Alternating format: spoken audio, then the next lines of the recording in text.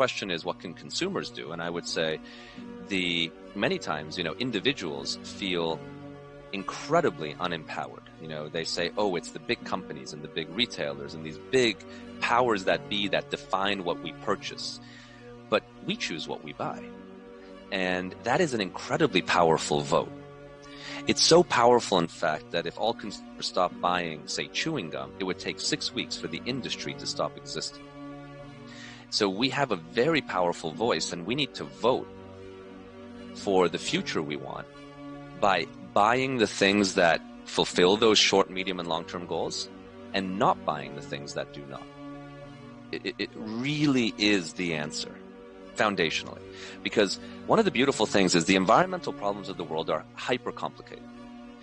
Talk about information overload, compare like how the palm oil industry works all the way to climate change, to waste, to water quality, to species reduction. I could list off all these issues that are ridiculously complex to understand.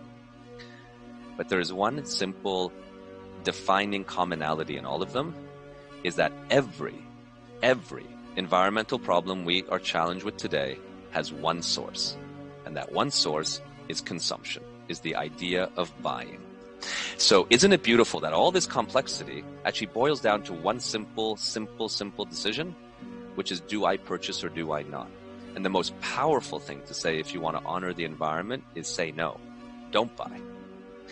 And then if you do buy, which, I understand we have to feed ourselves and so on, but think about how much of the buying we do is discretionary versus mandatory.